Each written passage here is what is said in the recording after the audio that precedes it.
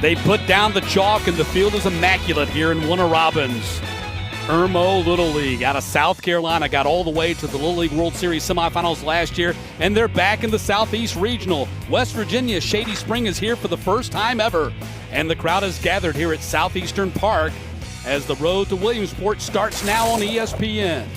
Here's a look at the regional map. You see the Southeast in the gold down there all the way from West Virginia down to Florida. And here are the teams, the 8 state champions competing for the Southeast Regional Championship this week and a chance to go to Williamsport. And good morning, I'm Matt Stewart, joined by Jack DeLongchamps. And Jack, let's take a look at the tournament format. 8 teams, all of them state champions. Most of the kids here are 12 years old. It's modified double elimination, 6-inning games. The field's 2/3 the size of a major league field, and all players bat. Everybody plays continuous batting order. That's the tidbit to highlight, right? It's what's beautiful about this week. Anybody in this roster can play hero. Let's take a look at the batting order, first of all, for visiting Shady Springs. Going to start off with the guy that was the hero in their state championship game, Cash Boggs, who walked it off, followed by Grayson Yoke. Grayson Walls, home run king in the state of West Virginia. Reese Bennett, Case Metter, Asher Pugh, Park Winkler, the manager's son, Ryder Hall, Levi Pack, Jude Bailey, Owen Richmond, and Landry James. That's right, it's a 12-man batting order. And on the mound for Irmo Little League, 3-time state champions, 3rd straight year they've been here in Warner Robins. And Braxton Reichert's going to get the ball. Braxton, 5'3", 150, and 12 years old. Well, if his special talent is cooking, he's been cooking on the mound this summer, Matt. His mom, well, she's a pharmacy technician, and his coaching staff told us, well, he's a technician on the mound. He's a big-time strike thrower, 3 pitches, a fastball, a curveball, and a changeup. He feels like he can throw all 3 in any count. Yeah, his strength is his ability to change speeds and locate. He's going to be 64 to 66 with his fastball. So ready to get this thing going. Irmo in their white uniforms trimmed in green and gold, and West Virginia in their black and silver. And here's Cash Boggs to lead things off.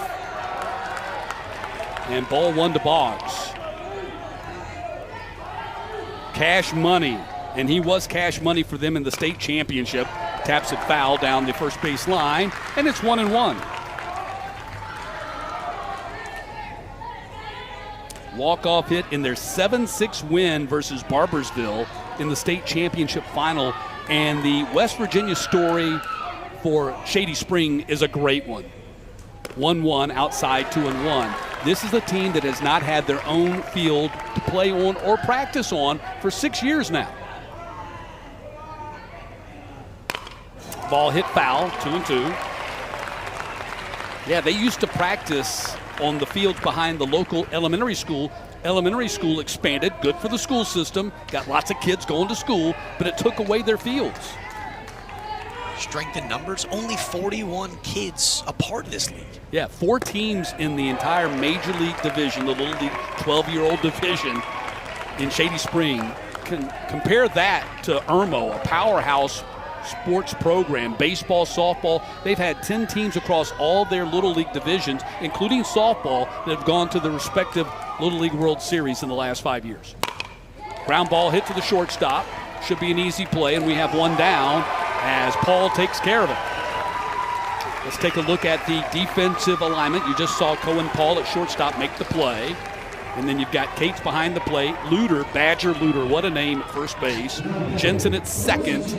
And then at third base, Davenport, Snellgrove, Owens, and Beatty in the outfield.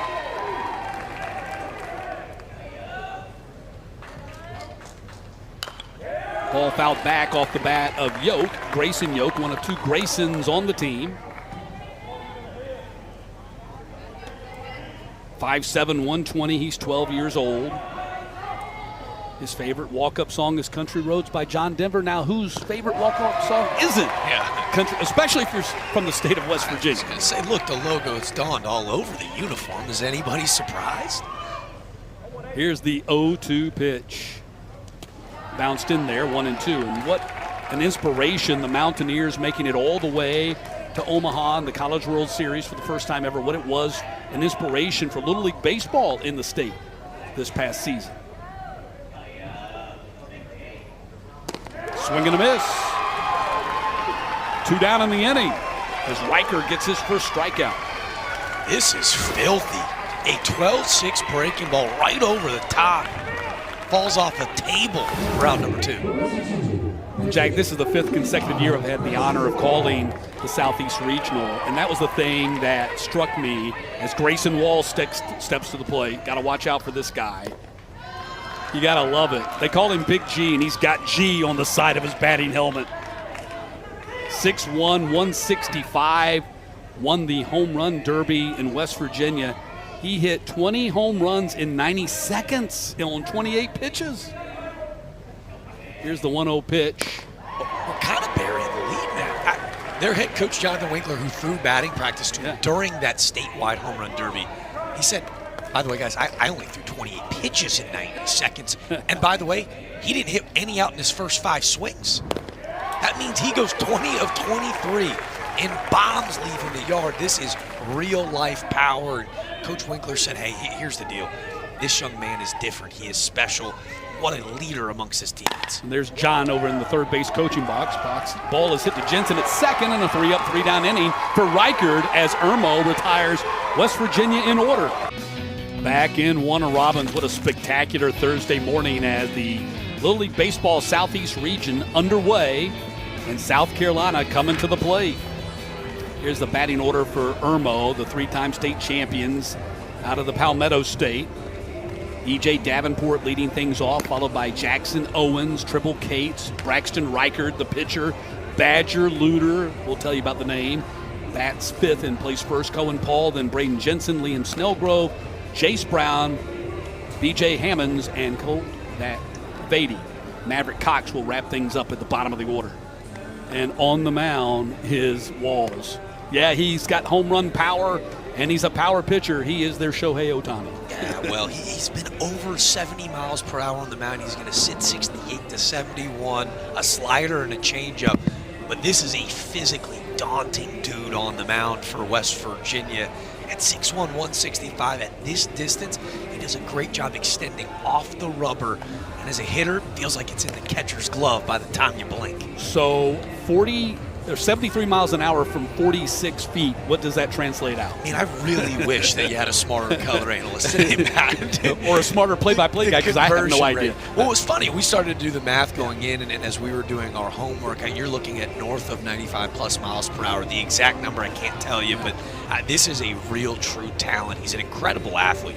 Plays lots of sports, but Big G, as his teammates call him, ready to become what could be the next Little League folklore hero in his town. Well, what's crazy is he was a unanimous choice. They have the questionnaires that they give the kids, including the coaches, so you get 15 questionnaires. He was the unanimous 15-0 choice for most likely to go pro.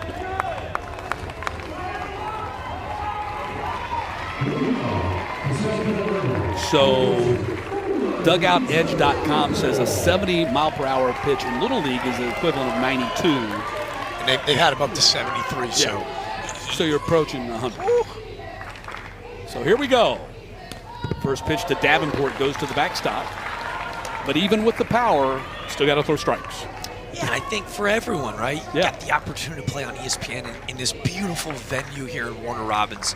You'd love to see him just slow the heart rate down as you get underway. That's 2 to the backstop there as that one missed inside. And that was the key, and that's one of the things that the coaches talked about. The manager, Bobby Jensen, for Irmo said, look, I talked to Dave Bogan, his good friend, who took the team to the Little League World Series a year ago, and he talked about things that they would try to avoid and do differently if they had the chance the next year. And he said, one of the things is just get the kids to take a deep breath and settle down. It's just a baseball game. Not just another baseball game, but it is just a baseball game. So all the things that you've done in the past to get here still apply. 2 balls and 2 strikes to Davenport. That's a third pitch to the backstop. Man, I think it's really applicable to your tone, too, is this idea that this is a proverbial, if you look at storylines for past traditions and organizations, it's a team that just played for a Little League World Series championship in Williamsport versus a team that's never even been to a regional. Kind of a David versus Goliath as Davenport draws the leadoff walk. It's your proverbial David versus Goliath, but what I think Coach Jensen was quick to note was, yeah, we've had a ton of incredible insight from kids in our town that have quite literally walked the walk and have talked the talk. But this is a brand new team, so they've got to learn it on their own. Yeah, the only repeat about Irmo is the name on the jersey. It's a brand new team, 12 new players, 3 new coaches. Another pitch outside to Jackson Owens. 5'8", 135, and his dream job is to be a meteorologist, one of the few guys whose dream job isn't to be a Major League Baseball player. I'm still dreaming about being a Major League Baseball player, but I think the sands are slipping through the hourglass. Well, maybe there's a little bit of a joke in there. Meteorologist, baseball player, both two professions where 4 for 10 will get you in the Hall of Fame, right? Is that how that goes? 3 for 10 will get you in the Hall of Fame. Yeah. You bat 300 is, I mean, how many guys in Major League Baseball right now are batting over 300? I think it was like 8. Not many. Not many. I was more so. I don't know what the. And one of them just got traded. I did. Luis Ariz.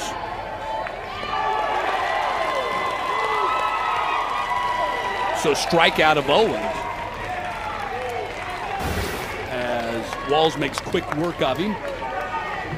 It's a great pitch. Just kind of catches him sleeping. You see that short arm action of Walls? Get a little late life as that two-seam fastball catches the outer part of the plate. So 1 down in the inning with Davenport still down there at first base, and here's Tribble Cates.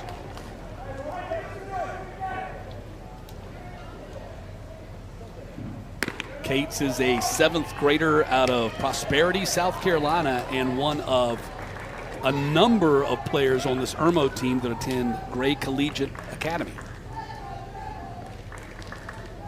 So not only are they teammates, they're classmates. And oh yeah, by the way, they're getting to miss the start of school. How cool is that? And by the way, really cool excuse too. It's not like you're showing up to class with the doctors though, right? Yeah. I was playing on ESPN, you saw me, right? Ball is thrown to the shortstop and it gets into left field. Error on the base hit. Here comes Davenport to the plate, throw to the plate. We have our first run of the game as Irmo scores first, 1-0. Scampering down to second base goes Cates.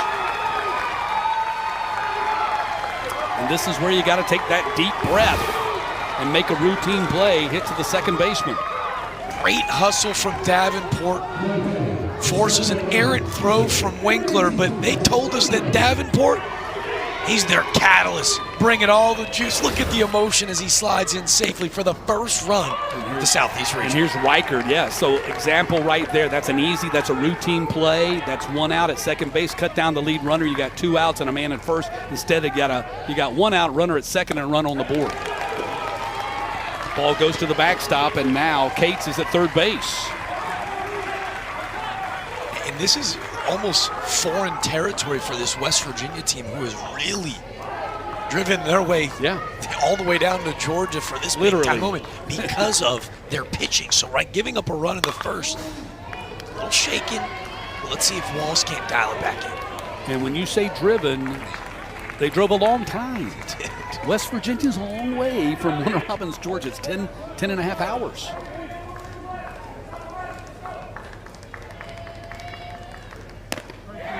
In fact, Shady Spring, West Virginia is 72 miles southeast of Charleston as Reichard goes down for the second inning and second out, and now there's 2 outs with Cates down at third base. You see it, just power on power. Now that pitch count is rising. That's a storyline that's always so crucial in the Little League World Series. But for Walls, he paints another perfect fastball for his second strikeout of the evening.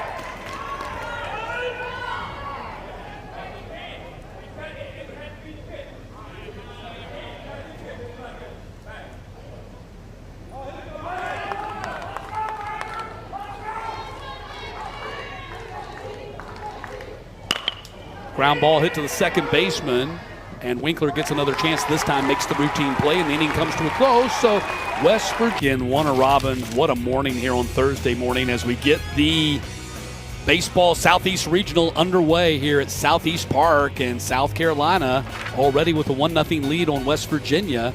As I wanted to call them the Mountaineers, get ready to bat here for the second time. The kids from Shady Spring, West Virginia.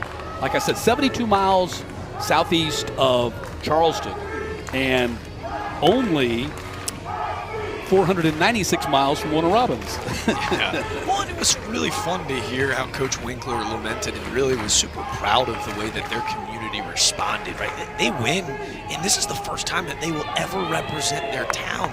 So the funding and the resources that were poured in to make this even happen was truly inspirational. So Reese Bennett, the catcher, the number 4 hitter, will lead off here for West Virginia to start the second inning, facing Reichard, who retired them 1-2-3 in the first. Matt Stewart, Jack DeLongchamp, thanks for joining us. This is the first of 4 games today, so, I mean, if you're a baseball fan, there's no need to flip off of ESPN+. We got a full day of baseball here in Warner Robins. We got a full day of baseball across the country. But we'd prefer that you just stay here with us, but you got your choices. So Reichard to the plate on the 1-0 pitch. Line drive up in the middle. First base hit of the game for West Virginia as Reese Bennett will reach. And how about the backstop? The catcher, Reese Bennett. What a perfect approach. When you know the guy on the mound is going to fill it up with strikes, watch how he stays on his backside. He's thinking spin, right? Because Reichard's throwing that great breaking ball. He gets a fastball, stays in his hip, peppers it through the middle of the field. Great piece of hit from Reese Bennett. Brings up the third baseman, Case Metter. Ball is popped up. Let's see if it's going to stay in fair play or if it's going to be a foul ball, but no one can get to it down that first base right field line. So it's 0-1 to Metter. Yeah, what I was saying earlier is when I first did this regional in 2021, I was not expecting breaking balls. Yeah. I was thinking, fastballs. I was not expecting the skill level. So it's pretty unbelievable, the skill level, the batting skills, the fielding skills, the pitching skills that we see here. But this is the best of the best. These are the 8 state champions here in the Southeast. And they beat some really good teams to get here. Here's the 0-2 pitch, swing and a miss. Metter goes down. This is the breaking ball, and there's one down. You asked for skill. Mr. Reichard delivers another 12-6 breaking ball falling from the heavens. Watch the break. I mean, this is a good swing from Metter, but he's looking at the top of the zone, and this breaking ball dashing right below the knees. It's a great pitch. Here's Asher Pugh. So I would be helpless against that pitch now, much less when I was 12. Yeah, I probably couldn't spell curveball at 12. I'd go back to the dugout crying. Coach, they're throwing something I've never seen before. Swing and a miss, 0-2, and Reichard's dealing right now.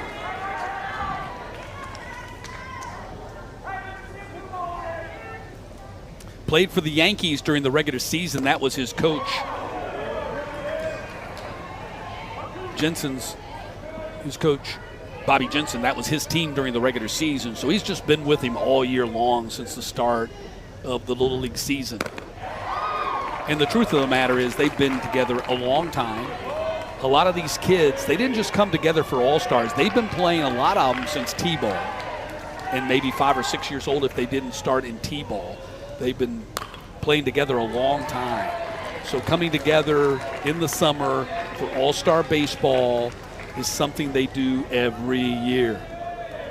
They're just 12, but for a lot of these kids, they've been playing together for 5-6 years, which feels so hard to believe. That's their whole life. It's all their whole life. So the dedication and the commitment from not only these kids, but their family members in order to make it happen. Full team effort. 2-2 pitch. Foul back to the screen. Asher Pugh hanging in there. A tough, gritty at-bat from Asher Pugh. Would we expect anything else? Asher Pugh just recently broke his arm. Yeah. Broke his arm and missed the district tournament. Was able to make it back for the state tournament. Ball 3-2. Yeah, they left practice. And one of his buddies on the team, hey, we got a brand new trampoline. Let's all go over to the house and jump on the trampoline. 10 minutes later, coach gets the call. Asher broke his arm. 10 minutes on the trampoline. Didn't take long. 3-2 pitch, bounced in there, ball 4, so first and second now for West Virginia here in the second inning. And these are the at-bats in these games that pay huge dividends as that pitch count's driven up. It's an 8-pitch at-bat from the young man who, yes, he broke that arm. He was in a cast for just 3 weeks. Well, they actually went Ricky Bobby style, cutting the cast off early. He hit 400 in the state tournament in order to play for this team. So he's a really good catcher. He's unfortunately not catching this week as that arm continues It's still to stiff. heal. Yeah. When you wear the cast, when you wear splint, the muscles, the tendons, everything, it tightens up. It atrophies. And so getting the arm straight again is usually an issue. And that's kind of been an issue for him right now. But he draws the walk. And so this is a concern, if you will. As good as Irmo has been, they gave up 3 runs in the state tournament, and all 3 runs they gave up in the state tournament were guys that they walked on base. That breaking ball doing a ton of movement. We've already talked about it, and even his changeup as well. What Pugh did a great job of was spoiling really good fastballs and then taking the spin in the dirt. And to your point, right, still looking to get back healthy. Looks good to me. Yeah, I couldn't dream of hitting 400 with 2 good, healthy arms. Nevertheless, Asher Pugh with 1. Yeah, Coach said he's close to 100% now. And so first and second, they got a rally going here in the top of the second inning. 1 down in the inning. Here's Park Winkler. He is the manager's son. And Dad John is his role model. This will be the 30th pitch coming up here for Reichard. And as we dig into this tournament, Jack, we'll show everybody the list. I mean, so it becomes, for someone as simple as me, it becomes a science. And there's math involved as far as, the number of pitches that these guys can throw in the tournament. And then how many days off, how many games they cannot pitch based on the numbers of pitches that they threw the day before, whatever the case may be. For instance, if you have a guy go the distance today, 85 being the max, you're going to burn him for the whole tournament. He won't be able to come back and pitch until early next week, and there's another walk. Bases loaded. So there's the list right there. See, 1 to 20 is blown by that. We're in the 21 to 35 range right now. So if they took Reichard out right now, and it looks like they might be doing that. No, they're not. They're just slapping gloves together. He'd have to sit out 1 game. He doesn't have to sit out. He just can't pitch for 1 game. A day's rest. Or it doesn't mean that it's just a day, because if you have a rain out, so that helps you. Rainouts help you. So bases loaded. Here's Ryder Hall, the left fielder. West Virginia a chance to tie this game or take the lead with a base hit.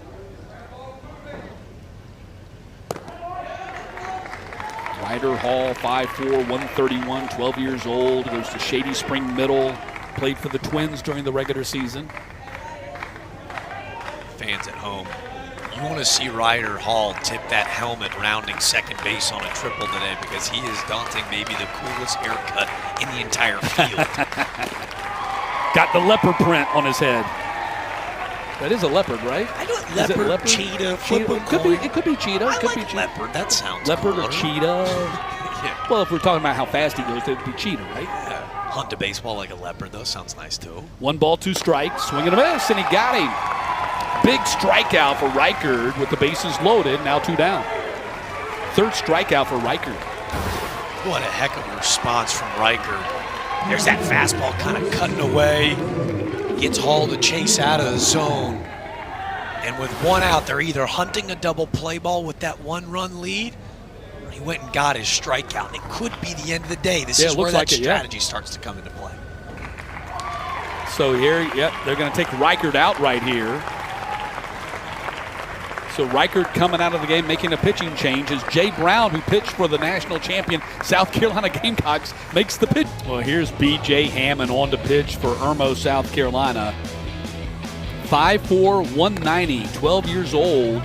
And Coach Bobby Jensen says one of the things that's special about B.J. is his delivery is kind of funky a little bit, hides the ball, kind of made it comparable with the former Boston Red Sox pitcher, Oil Can Boyd, for those who remember that.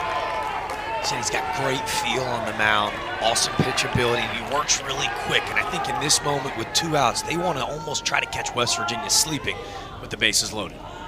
So bases loaded as BJ's first pitch is out of the strike zone to Levi Pack. So the strategy we were talking about, so they get Reichard out of there. So he was, I think he was below 35. So he was below 35. He was at 31. So that means he sits out he can't pitch for one day. Yeah. He can come back and pitch on Saturday if needed. Here's the 1-1 pitch.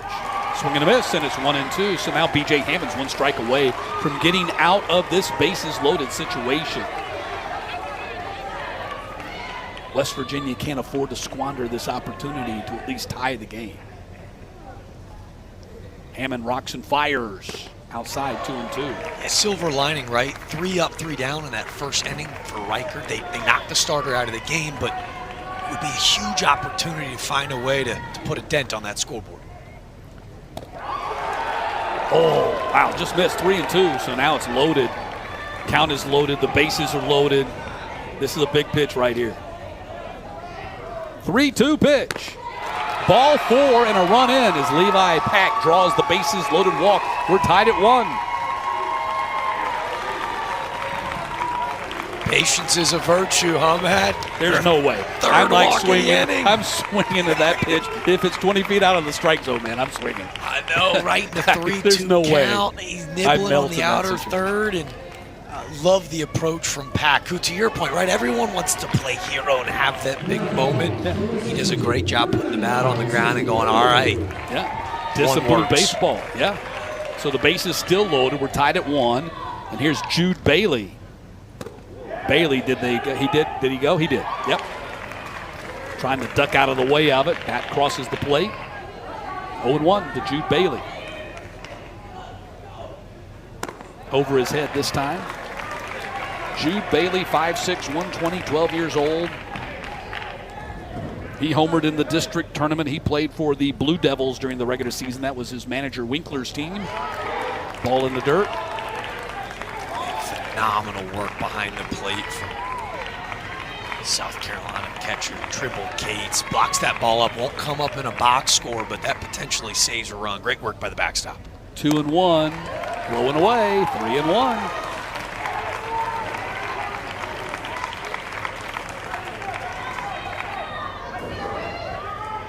Three-1 pitch from B.J. Hammonds. That's in there for a strike, 3-2. By the way, I'm really digging the Irmo stirrups. I love them. So strong. That is so classic. 3-2 pitch. Called strike 3.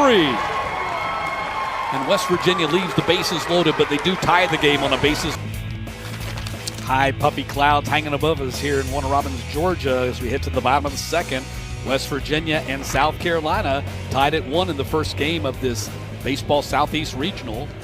Here's a look at the defense for West Virginia. They've already committed 1 error today, and it led to the lone run scored by Irmo. Bennett behind the plate, Boggs at first, Winkler at second, Yoke at short, Metter at third, and then you go Hall, Richmond, and Pack in the outfield left to right. And Grayson Wall's, big Grayson Wall still out there. We've talked about Grayson's size at 6'1", 165. We've got some kids in this regional who are 4'8", 80 pounds. You talk about the size disparity at this age.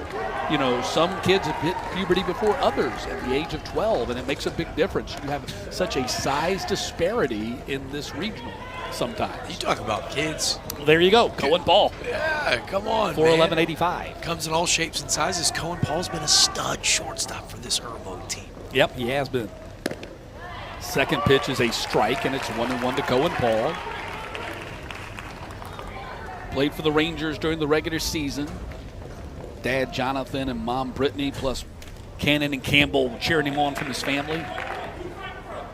And you and I were down on the field talking to the coaches, just wanted to say hello and watch the crowd as it filed in. And you talked about the energy in the building and the happiness in the building is unlike anything else you see in baseball, where the battle lines are drawn and everybody's got their backs up. And this immense amount of pride from these parents who are getting to watch their kids live out this dream at just 12 years old. It does feel very magical, not to sound corny, but and even from the kids, like I feel like I'd be pretty anxious. We showed those clips of them dancing before the game. They're going, hey, no sweat, another ball game. 3-2 pitch, hit on the ground to the second baseman, gloved by Winkler, and that's out number 1. But what Paul does a great job of, works another full count, so as now Walls has recorded his first out of the second inning, that pitch count up to 25. We've already seen South Carolina make the decision of saying, hey, in order for us to win the entire regional. We're going to need Riker back. Does West Virginia go, hey, 29-0, that's what we won, the differential in our district games. We're going to rely on the depth of pitching and allow Walls to go deep into this game will be a really keen question that we keep our eye on. Braden Jensen, the second baseman, steps up to the plate. First pitch to him was a strike. And it's 0-1. Looks like Walls has settled in a little bit. Remember, I think 3 of his first 6 pitches went to the backstop, so settled down a little bit. Counts now 1-1. I mean, look at him. He is just a big kid. I mean, compared to everybody else around him, he's just a big kid. Now that he's dialed in a little bit, maybe we call those first 3 errant throws just one for the scouts. There Light up the radar gun up off the top of the netting. There you go, yep. Count 2-2. Braden Jensen, manager's son, mom Kristen, and brothers Lance and Ryan cheering him on. His favorite athlete is Jordan Love. Got the team colors, the green and gold, as Jensen draws the walk. And he's aboard with 1 out here in the inning.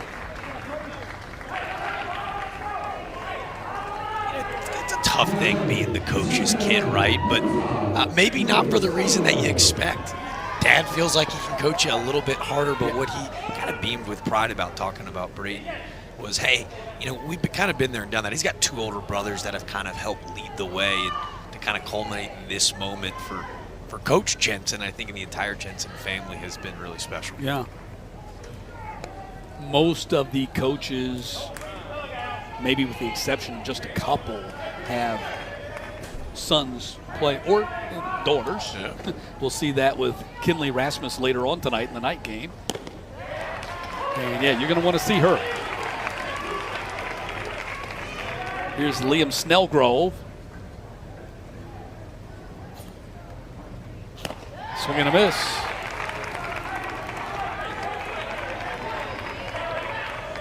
Snellgrove, another great collegiate product. His favorite team, the South Carolina Gamecocks.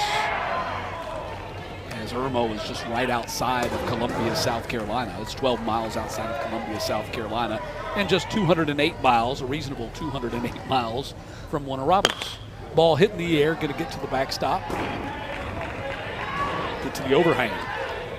Counts 1-2. About depth for this Irmo team. Snellgrove hitting at the 8-hole actually led this team in batting average throughout the regular season. Outside, 2-2. I think you also have to be, it's just like baseball, you got to be strategic with your lineup. You don't want to pile all your great hitters at the top and be weak at the bottom, because then it makes it too easy for the opposing team to get you out of the inning. Got to spread that thing out. It's great if like all 12 are really good, you don't have any weak spots in the lineup. Gets the strikeout for out number 2. Look how effortless it is out of the hand. Already the 3rd strikeout of the day for Grayson Walls. Big G, that heater is playing at the top of the zone. Pitch goes to the backstop, backs Brown out, and the throw down to second, safe.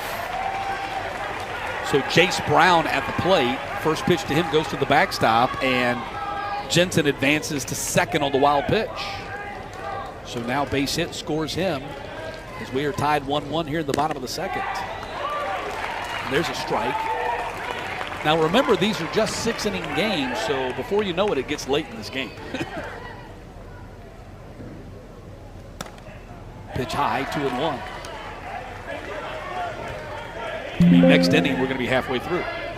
They move well, and I think those kids are really evident of it too. Like, hey, gotta act fast. It's gotta happen right away. And I think for these arms, as you've seen now, Walls start to settle in. If he can go post the 0, allow his offense to get back to work, big leg up for the future Mountains.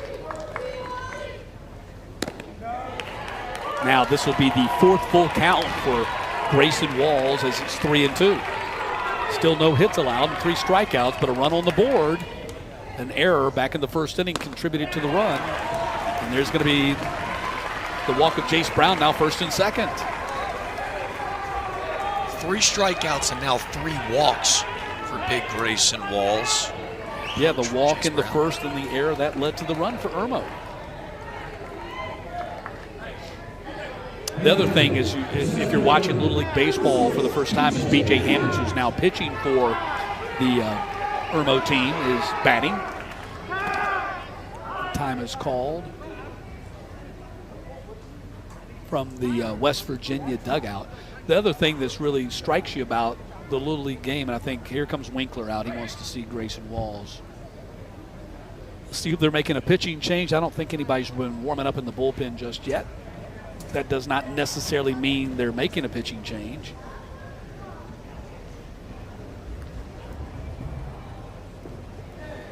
Follow the amazing kids as they experience their own Little League World Series adventure. Download the Little League World Series app and watch highlights, photos, schedules, and more available in the app stores for Apple and Android devices. And Little League social media does a really good job of posting videos throughout the day of all the games across the country. So that's a good follow on social media, whether that be Twitter or the app or Facebook, whatever is your social media of choice. So visits up, and the pitch to Hammonds gets away from the catcher, and everybody's going to move up. Everybody moves up 60 feet, so second and third now, where a base hit will score 2 runs.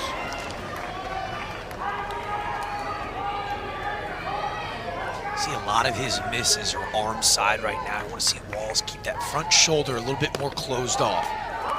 Here's a strike to Hammond. 1-1. He's such a big kid, Matt, that those levers get working. He's starting to fall off onto that first base side. Fouled off. And that's the other thing. We talk about the kids being big. It's great. But oftentimes when kids are big that young, there's a little bit of awkwardness. You got to catch up, right? You got to catch up with your body. I'm 29 I'm not seeing years that. old, I'm not 6'4". I look like Gumby still. I'm still trying to catch up. But for Walls, I think he's got such great feel. He's got great coordination. That's not an issue for him. Yeah, his last 2 pitches, you see directionally right down the heart of the plate, much cleaner. Outside, 2-2. What I was saying quickly is the smallness of the infield. It's not 90 feet. It's 60 feet. So this is where the third baseman is really important in this game. Being able to cut across on balls that are hit slowly towards the shortstop. It's a little bit different than the 90-foot game. So the third baseman is even more important, I think, in Little League than maybe it's important everywhere, of course. Hammonds fouls it back to the screen. Third base is vastly important in every aspect of baseball, whatever level, but even more so here in Little League because of the field. Yeah, to your point, that felt like a common theme in our interviews with coaches. Sometimes the best athlete, the biggest arm, is actually third base. Over at third. Yeah. 31st pitch of the inning coming up here for Grayson Walls.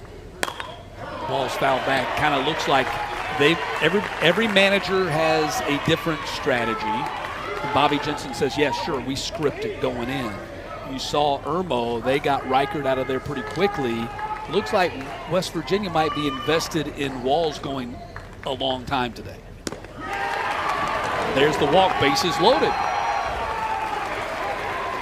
That's an okay walk right there because the base was empty at first base.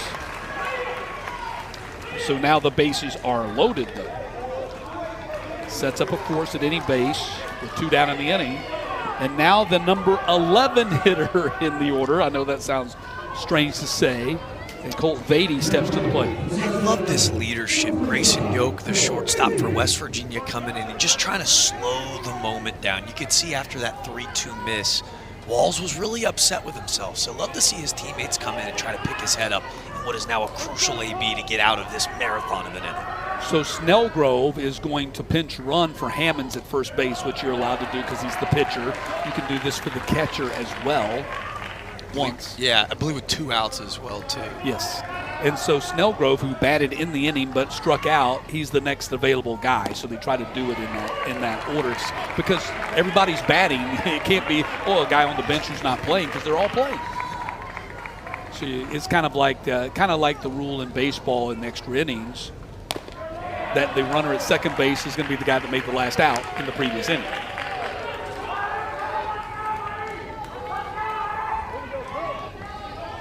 So 2 balls and a strike. Tight situation here for West Virginia. Ground ball could get him out of the inning. Winkler fields it on the hop and throws him out. And the inning comes to a close as Irmo leaves the bases loaded. We've had back-to-back innings with the bases loaded. Back in Warner Robins, Georgia, Matt Stewart, Jack DeLonshaw, thanks for joining us. Top of the third inning here. Little League Baseball Southeast Regional opening game. So everybody's going to get at least 2 games here. But if you win this game, you play tomorrow at 4 o'clock in the winner's bracket. You lose this game, you come back and play at 10 a.m. in the loser's bracket tomorrow morning. And continuing our pitch count conversation. So you see Hammonds is the second pitcher used by South Carolina. But Walls is already at 55 pitches for West Virginia. This is where strategy becomes so crucial, right? Both starting pitchers who have been both so efficient all year long for their respective clubs kind of finding some trouble in the second. South Carolina opts to go to the pen. West Virginia, they rely on Big G, Grayson Walls, to work through it, but a 30-pitch second inning. And now he is looking at what could be, hey, are they selling out for this game? They got to win game 1. The strategy, chestnut checkers for these managers, I do not envy them. Owen Richards swings at 2 pitches out of the strike zone, so he's quickly behind in the count 0-2 to start this third. Pitch missed inside that time, 1-2. So the strategy, so in all phases of baseball, you know, if you're the leadoff hitter, make the pitcher throw a lot of pitches, want to see his pitches, want to see what he's got, you know. But in this game, there's a called strike, 4 pitches, and Hammond sends Richmond back to the dugout. Richmond, breaking ball that backs up on the inner part of the plate, doing a great job of stealing that pitch on the inner third as the catcher Tribble Cates. So in the Little League game, though, taking pitches has the additional benefit, strategic benefit of rolling up the pitch count on your pitcher and getting them out of the game. There's a strike called to the number 12 hitter, Landry James. And it's what makes strike throwers like B.J. Hammonds so valuable. Incredibly valuable. 0-2. So he's thrown 6 pitches and 5 have been strikes so far in the inning. Missed that time, and it's 1-2 from Hammonds. I'll tell you what, their coaches said it's a little bit of a funky delivery. Cross-thrower hides it really well behind his ear. Another strikeout, so 8 pitches, 6 strikes. 3 strikeouts in a row going back to the previous inning. This is the third batter he's faced, and he's now punched out 3 batters. Yeah. This is the first one swinging, though. We've gotten a lot of opponents in that West Virginia dugout just taking pitches because I don't really think they're seeing it too well out the hand of B.J. Hammonds, who is dicing it up right now. B.J. Hammonds out of Crossroads Intermediate School facing Cash Boggs, the leadoff hitter. So the first team to flip over the order and get back around to the top of the order is West Virginia here in the top of the third. Little weak grounder down the first base line, should be an easy play, and it is as Luder applies the tag, and the inning is over as Hammonds puts down West Virginia 3 up, 3 down. We'll head to the bottom half. Still tied at 1. League World Series in Williamsport. One of these 2 teams hoping to be there. Both of them are hoping to be there. Maybe one of them will be there. West Virginia and South Carolina. South Carolina got there last year, winning the Southeast Regional. And now Irmo, South Carolina, batting here in the bottom of the third, tied in a 1-1 game with West Virginia. So changes in the West Virginia defense. Bailey now in center field, James at second, and Pugh now in right.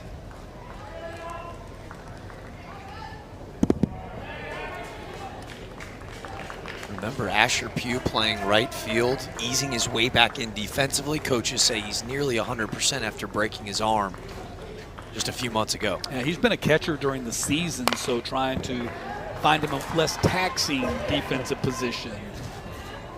But look, this is Little League Baseball, and all these guys cross-train at different positions. They can play all over the place, and all of them pretty much can pitch.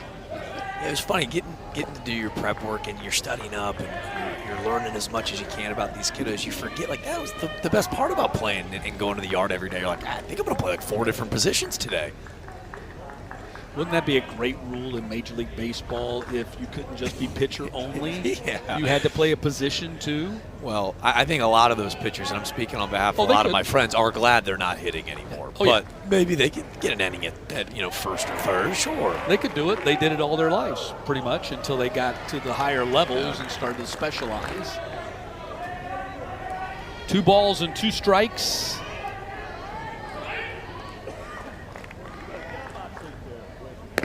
Swing and a miss. Walls takes care of the number 12 hitter, Maverick Cox, for a strikeout, and there's 1 down here in the 3rd. Big 2-seam fastball we've seen from Walls, pitching with such emotion today. His 4th strikeout. He's also got 4 walks too. He's got to win the 0-0 pitch, I think, now this second time through the lineup to help him go deeper into this game. And here's Elijah Davenport. He scored the lone run for Irmo back in the 1st inning. Led off the game with a walk. Got to second on an error by the second baseman and came around and scored on a ground out by Luter. Actually, he scored on the that one error, on that one single play. All the way around first base. Yeah. Should have been out at second, ended up scoring, and that's why we're tied at 1 right now. 2 balls and a strike to Davenport.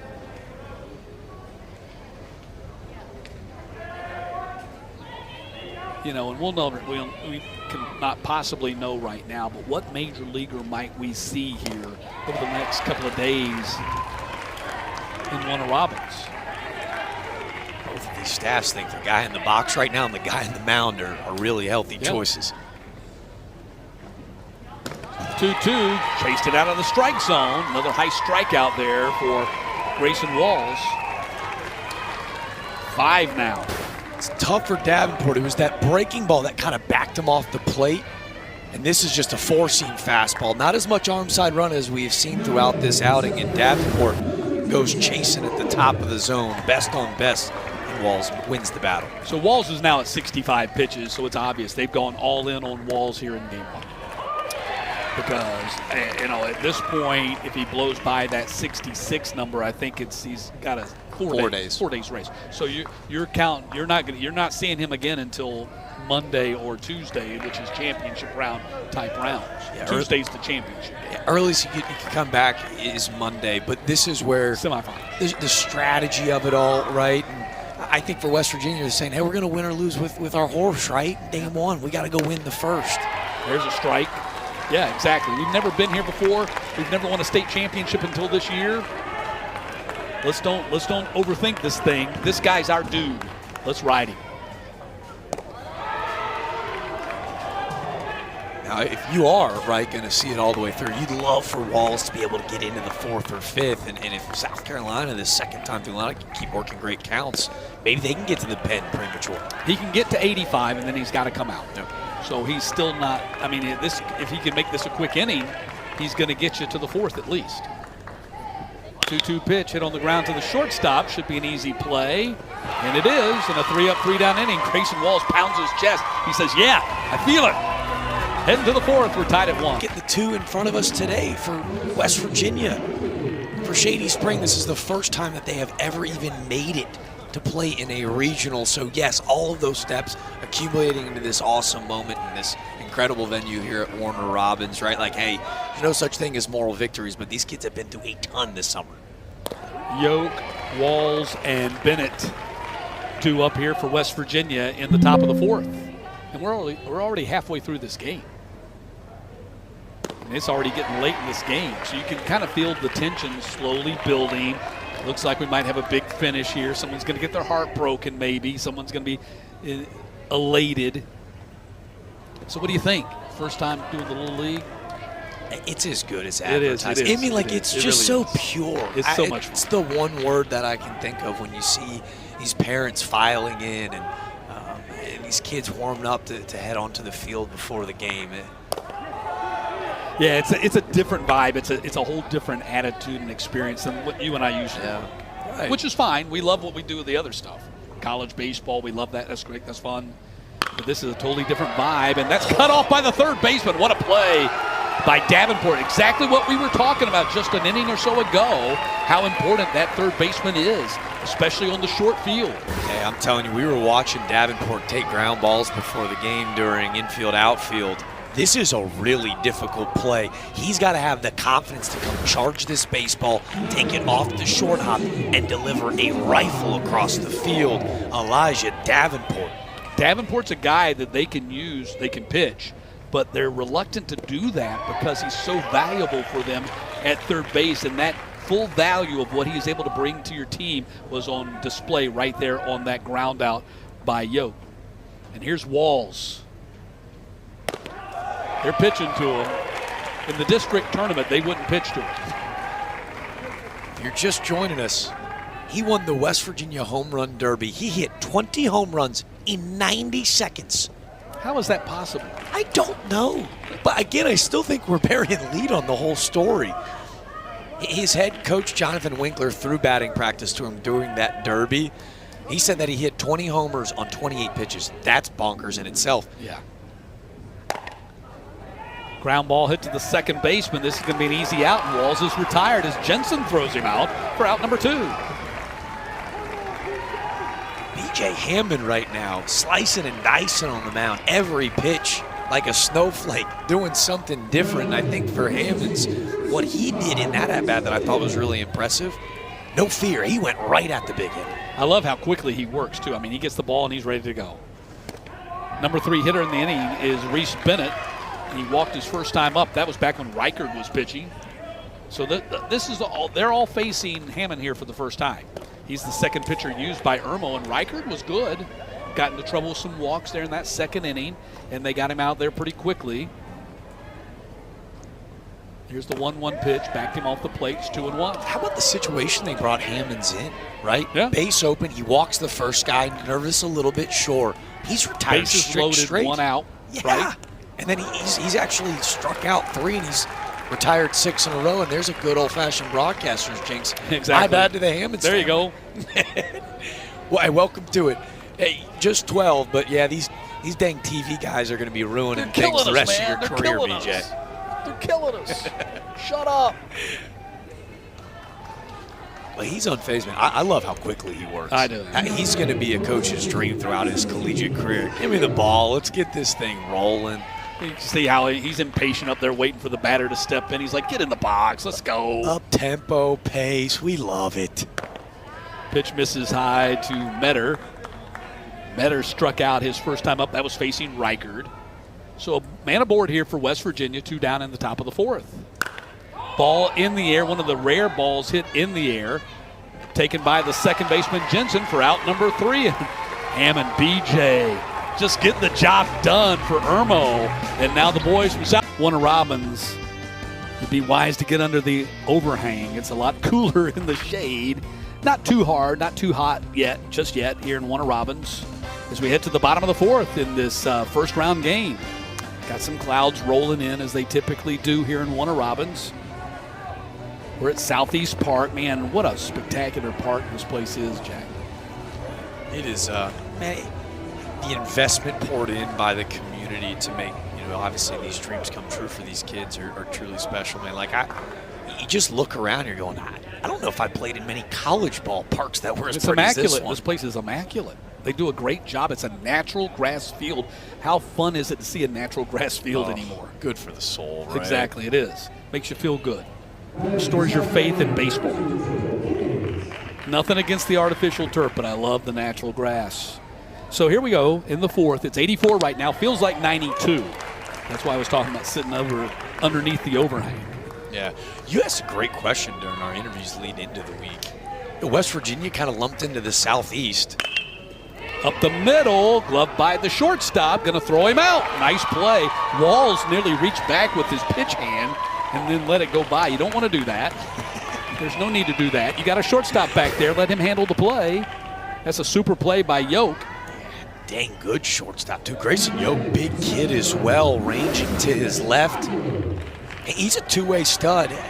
6 homers this year, threw a couple complete games on the mound, but I have been really impressed with his defensive prowess, man in the shortstop spot.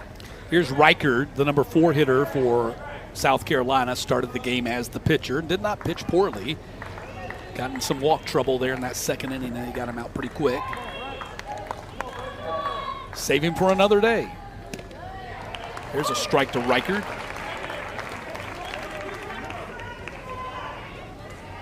Yeah, like Bobby Jensen told us, hey, look, if we get it, we script it. But if a guy's struggling a little bit, we'll get him out of there pretty quickly, because just because they're struggling today, get them out, let them rest a day. Next time they come in, it might be their Greg Maddox day. Yeah. Well, and right, keep an eye on it. Just 9 pitches away for that pitch count limit for Big Grayson Walls. Yeah, 85 will have to is the sit number. 4 days. So, again, that's where the strategy comes into play for these staffs. So, obviously, yeah, like we've talked about, they've made the decision that we're going to ride Walls as far as we can in this first-round game. Getting into the winner's bracket is so important. Ball is hit in the air to right field and going to be caught. That's the first play by an outfielder in this game for either team, as James makes the play out there in right field for out number 2. And this is not an easy play. This is a pretty clean barrel from Reichard. But when you're playing those corner spots, that baseball's fading back towards the line. And ranging to his right is James, but almost overruns that baseball and does a good job. Steal in out number 2, but again, get another out and allow Walls to stay in this game for the next 7 pitches at least. Yeah, get him to the next inning, right? What a victory that would be for them if they can do that. And here's Badger Luter at the plate. Grounded out to the second baseman his first time up. Pitch missed high, 1-1. Hey, the name, big time, obviously. Yeah. What I loved in his questionnaires this week, the athlete he'd most like to meet, UFC star and sensation Paddy Pimblett. I'm not sure how many amateur fighting fans we have out there, but this is a guy with a lot of personality. I think it tells you a lot about the dude in the box in Badger Luter. 2-1 pitch, hits it on the ground to the shortstop, going to get him out of the inning with the long throw and a nice play by Yoke, and then the first baseman Boggs, and that's the end of the inning. To the top of the 5th inning here. Getting late in this game, look at Grayson Walls now. He's at 82 pitches, 4 innings of scoreless, or 4 innings of hitless baseball, 1 unearned run allowed, 4 walks and 5 strikeouts, and now his team's going to bat. Let's see if they can give him some runs to work with. Nerves and excitement, right? 5 strikeouts, clearly electric stuff from Grayson Walls. Those 4 walks and the error that resulted into a run in that first inning with Davenport scoring from first. With that pitch count getting close, B.J. Hammonds has been the almost contrarian to that. Exactly. He's worked efficiently coming out of the pen for South Carolina. Loses his cap on his first pitch. And I think we're going to be able to show you just how difficult it is. He hides that ball. You don't see, where's the ball? Where's the ball? Where's the ball? There it is, right before it comes to the plate. It's different, right? Like Wall's getting up there and he's throwing it over 70 miles per hour, the equivalent of close to 90 plus at the big league level. Where for Hammonds, I think he is a perfect representation of getting outs at the college level. It's a myth that you have to throw hard to get outs in professional or even college baseball. I think Hammonds here at 12 is learning a great lesson. It's fill up the zone, ultra confident. But when you see here from behind home plate, he's standing upright, but watch his hand. I mean, you don't see that baseball until it's out over the plate. And a strikeout as Pugh heads back to the dugout. A called 3rd strike for Hands. That's 4 strikeouts now for Hammonds. Asher Pugh's a guy that just hit 400 in the district tournament. That fastball just painted on the outer third. He is a craftsman on the mound, B.J. Hammonds. And here comes West Virginia's silent assassin. His dad says Park's just that, a silent assassin. Pops it up out of play down the first base line. Solving the Rubik's Cube. Yeah, they say he does it in 1 minute. He can do it in 1 minute. Okay. I mean, at 1 minute, that's when I throw the thing away. I'm like, I'm done with this. If you locked me in a prison cell and said, Jack, you can come out when that Rubik's Cube is done, I'd ask you to keep visiting me decades down the line. Exactly. Being honest. 40 years later, they find me with a long gray beard. I could never get it. It's another great example of how talented these dang kids are, though. Solving a Rubik's Cube. And he's also might be the best free throw shooter in the state. They said he's an elite hooper, P-dubs, as his teammates called him, but he's a really talented athlete as well, a stud on the hardwood. Ball 2-1 now to Winkler. Winkler's 5'2", 105, so he's not a big kid. So he's kind of like me. He learned early on you got to hit your free throws to get in the game. When you're playing pickup basketball in the gym, step up to the line, we're going to choose our teams. You know, a guy like me, if I don't hit my free throws, I don't get chosen. So there's a ball, and Winkler's aboard.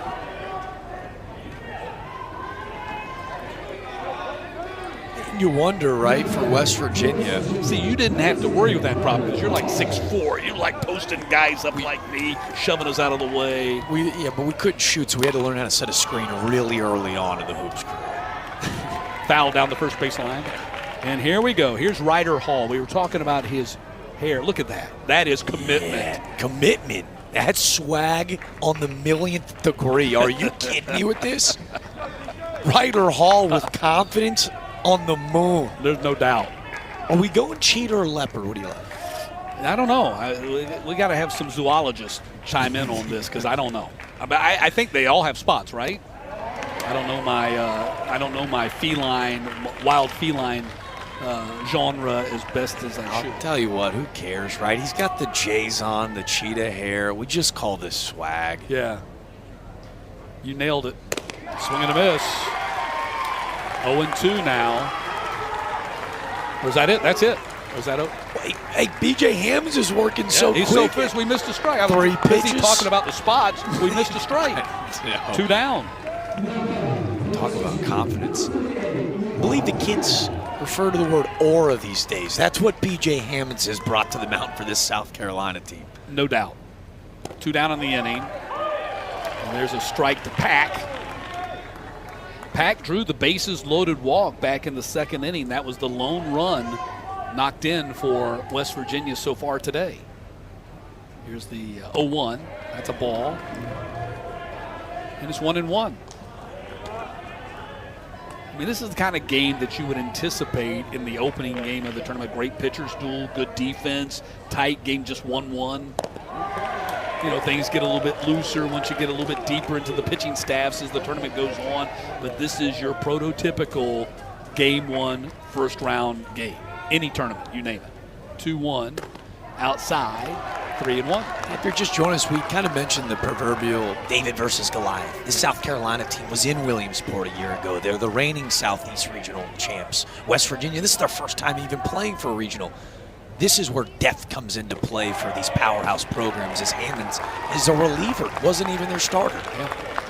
There's a walk, first and second now. A couple of walks in the inning, maybe Hammond running out of steam a little bit. A couple of walks, and now the go-ahead runs at second base in Park Winkler. Brings up Jude Bailey. Yes, Shady Spring, as we told you before, they don't even have their own field to play on, much less practice. They have to use the fields at nearby Beckley, which is 8 miles up the road. And Beckley's been very good to let them have those fields in order to play on. But finding practice time, that's another issue. They finally got some consistent practice time once the softball season ended for Shady Spring High School, and so they get to use the girls' softball field at Shady Springs to practice on. It's an inspiring story. This is their first state championship team in the 47-year league history of this school, and I point to what Steve Sabins and the West Virginia Mountaineer college baseball team have done, sweeping across the country with country roads, but have been really inspiring to the next wave of future stars in that state. Yeah, how cool was the College World Series this year with West Virginia and Troy? The interlopers breaking through on the Blue Bloods. First appearances in Omaha, and now you're watching Shady Spring do the same. Like, you can't tell me there's no correlation. Like, it's everything that's beautiful about the sport. 1 ball and 2 strikes. Over his head, 2-2. So Jude Bailey struck out looking his first time up to end that second inning. Struck out with the bases loaded. Not bases loaded here, but first and second. Now it's 3-2, and 1 more bad pitch from Hammond here will load the bases with 2 down in the inning. Remember, we only play 6 innings, so we're in the 8th inning. If you want to, transpose that to a major league game, if it helps you out a little bit better. We're late. It's go time. 3-2, 2 outs. The pitch count now nearing 65, which is that other benchmark. So burning B.J. Hammonds, if you will, for an extended period of time. He has been their guy this afternoon. And look at the strikes, just filling up the zone today. 3-2 pitch. Cold strike 3. B.J. Hammond strikes out Bailey with runners at first and second. The go-ahead run standing out at second. Back in Warner Robins as we head to the bottom of the 5th inning. Deadlocked at 1 as South Carolina gets ready to bat for the next to last time in this game, at least if we play in regulation here. Matt Stewart, Jack DeLongchamp with you. Thank you for being with us today. First of 4 games on the schedule today. Jack and I will have the first 2 for you. We got Georgia and Florida coming up next. What a battle that will be. And then play Matt Vick and Greg Olson take over in the afternoon session. Richmond's going to take over in center field for West Virginia. But the story has been this guy on the mound, Big G. Has not allowed a hit so far. And facing Braden Jensen. But first of all, it's going to be Cohen Paul and then Braden Jensen. And Liam Snellgrove also due up for Irmo here. They scored their 1 run without benefit of hit. That came way back in the first inning with a walk and an error. And that's pretty much it. That's all the offense they've generated so far here today. Not much at all. As they try to get back to Williamsport. And that was a big pitch, Matt, because now this will be the last batter that Grayson Walls faces today. Because he's hit the threshold, the 85 threshold, so this is it. They don't take him out in the middle of the batter. They don't make him change the pitcher in the middle of the batter. But once you hit that threshold, you can continue pitching until the batter that you were facing before you hit the threshold is retired. Here's the 3-0 pitch. And it's in there for a strike, 3-1. No doubt he would love to finish with a strikeout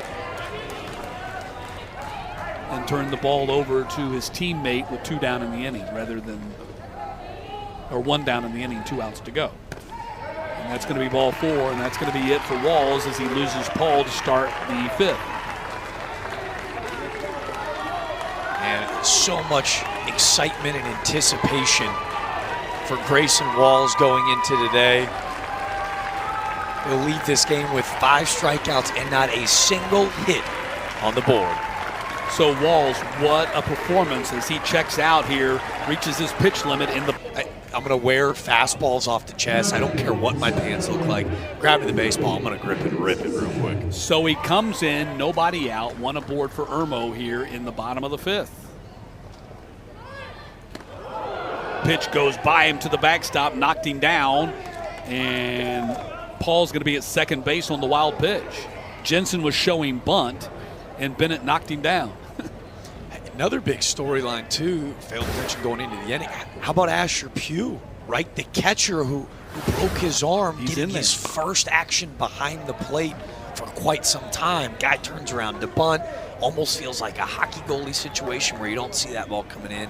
It glances off his glove. That's a big extra base as now South Carolina a bunt, just 1 bag away from taking the game-winning run potentially. So Jensen's first attempt goes foul down the first base line. Here's the 1-1, hits it in the air, going to be out of play. And now it's 1-2, and so we'll see if Bennett goes for the strikeout right here ahead in the count 1-2. But you're right, Pugh behind the plate for the first time, since he broke his arm before the district tournament. Here's the 1-2 pitch. Missed, and it's 2-2.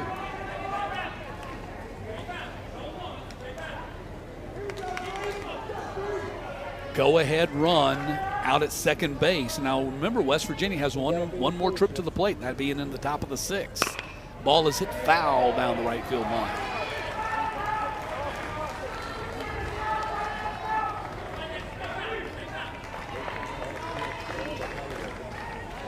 Great fight from Jensen so far. It is. 2 balls, 2 strikes.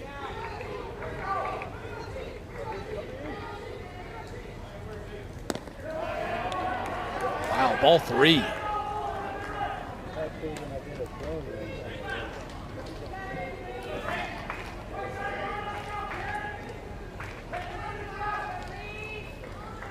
Here's the 3-2 pitch.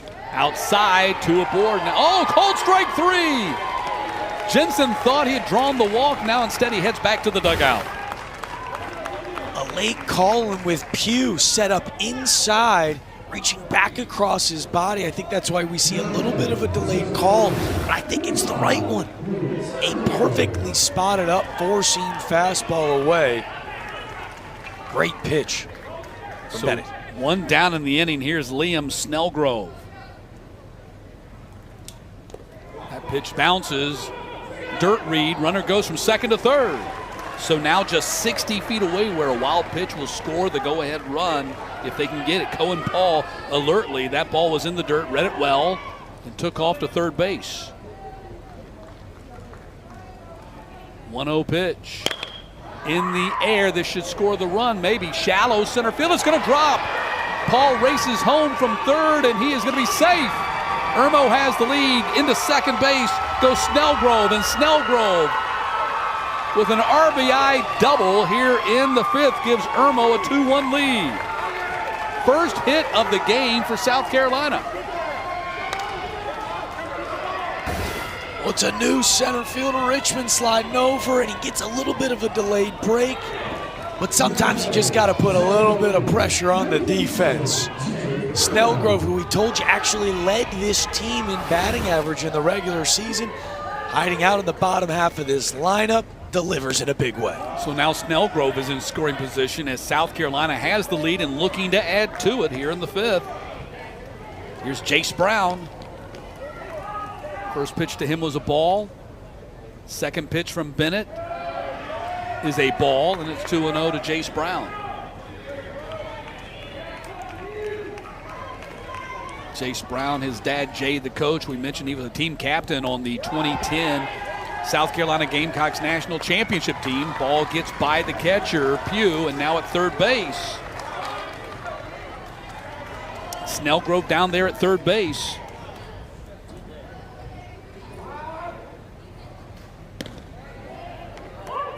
There's a strike. Count now 3-1. Snellgrove down at third. He just drove in the go-ahead run with a double.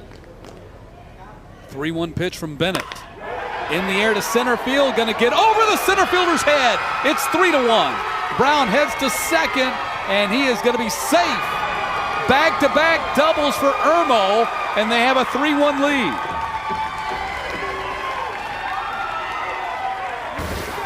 Absolute laser to dead center field. Look how compact this swing is from Jace Brown. The extension through the zone burns Richmond, the center fielder, nearly missing a home run. And how about Pops? Getting the opportunity to coach his son, the former national champion at South Carolina, served as a role model for so many, including myself. And now his son following in his footsteps with a big swing. B.J. Hammonds fouls off the first pitch, and when we think about Jay Brown, we think about Jim Tolman, the former South Carolina coach, Liberty head coach, who passed away unexpectedly this week. A number of players, Case Rasmus, who's the manager of Phoenix City, played for him at Liberty. So even here in Warner Robins, far removed from his career, impacting the lives of guys who were coaches, who are now coaches, who were players for him back in the day. Legend in the baseball community. We send our best wishes and prayers to the Tolman family after his long fight with cancer. And listen to Coach Brown talk about, like, hey, he changed my life. Like, I don't go to South Carolina without him. He won a national championships just 4 years later. To your point, like that's what's so great about the game, like the impact, the ripple that we've now seen across the country. Yep. Really, really cool. Here's the 0-2 pitch from Bennett. Gets to the backstop, another runner at third now. So doubles, couple of them, wild pitches, couple of them.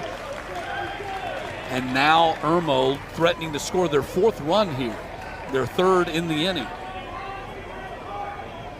Here's the 1-2 pitch. Outside, 2-2 to Hammond. And BJ now stands to be the winning pitcher in this game. The second pitcher used by Irmo today has come on and had spectacular effort in relief. Ball hit in the air to right field. That's going to be caught. Runner is tagging. Here comes the throw to the plate. Going to be close and safe. 4-1 Irmo. Hey, he's doing it on the mound, and now he's helping himself out. A little insurance. B.J. Hammonds, little poke out to right field, a sacrifice fly as Brown scamper in. All insurance, so appreciated here at this stage of the game, as this is a really nice throw. Pugh able to pick it up, but not before he's able to slide in safely. Here's Beatty. First pitch to him is a strike. You can see in the body language West Virginia, shoulders are slumping a little bit. They realize the enormity of this situation. 3 runs scoring for South Carolina here in the top of the 5th. They now have only one more plate appearance coming up in the top of the 6th. Well, good news for West Virginia, right? If you're Bennett, like, just go find a way to go get an out here and get your offense back in the dugout because, yes, it'll be Richmond, James, and Boggs due up, but with Grayson Walls hitting 5th, right, that means there's going to be a couple guys on for the big fella who can, without question, change the scoreboard with one swing. No doubt. And that's what you're aiming for there in that top of the 6th. But it starts with getting the out right here and ending the inning. Ball popped up. This should be the out that they're looking for. And it's taken by the second baseman Winkler for the final out here in the 5th. But a 3-run inning for Irmo puts them on the verge of a victory here in Warner Robins. It's 4-1. Count.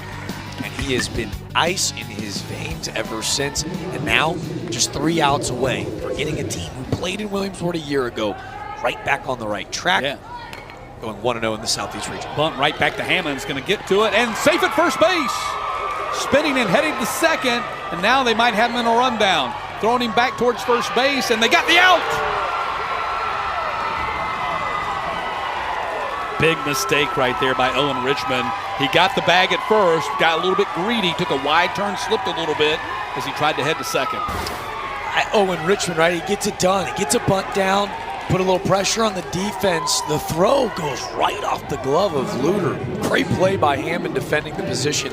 But to your point, Matt, if you're Richmond, right, you just want to shut it down. Down 3, need a ton more base runners to get back in this game. But it's okay, man, right? Like, you're going to learn from these mistakes at this age. And the key was the textbook baseball, the backup on the throw at first base. Really well said, right? Like full team effort. This is where you see the pedigree of a South Carolina team, right? Hey, make a mistake, guess what? There's an emergency plan already in place.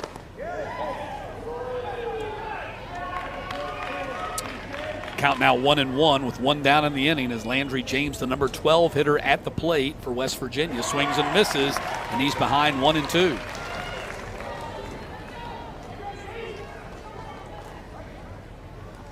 Here's the 1-2 pitch. Called strike 3. Hammonds gets strikeout number 7. And now South Carolina is 1 out away from advancing to the winner's bracket. How about this breaking ball?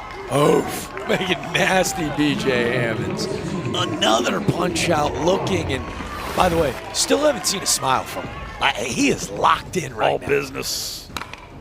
Ball in the air, out of play. Cash Boggs, who was the hero for them in their walk-off victory against Barbersville in the state final. The last chance perhaps here for West Virginia.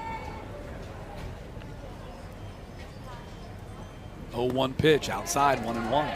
It's been really telling about this outing. We've talked about how deceptive Hammonds is, hiding that pitch right behind his ear. A lot of moving pieces. 4 of his 7 strikeouts looking. Look at Cash Boggs, comes up with a clutch base hit to keep hope alive for West Virginia. Not done yet. Nope. Similar song and dance to the team that they watched at the collegiate level. The West Virginia Mountaineers making their first ever trip to Omaha. The backs were against the wall all season long. And Cash Boggs, who quite literally might have the best name in the entire Little League World Series field, a single through the middle to keep their hopes alive. Ball hit in the air to center field, and it is going to be caught for out number 3 by Owens. And Irmo, South Carolina, in the winner's bracket with a 4-1 victory over West Virginia. West Virginia has to come in 10 a.m. in the loser's bracket. Great piece of hitting from Yoke. Finds a clean barrel, but just dips the shoulder. And with big Grayson Walls awaiting on deck. Exactly where you wanted him to be if you're Irmo, standing on deck and never reaching the batter. South Carolina says, "Ooh, buddy, 1-0 in the Southeast Regional." The reigning champs of this field just a season ago get off to a 1-0 start. So a big win for Irmo here this morning, 4-1 victor over West Virginia. Our next game's at 1 o'clock Eastern.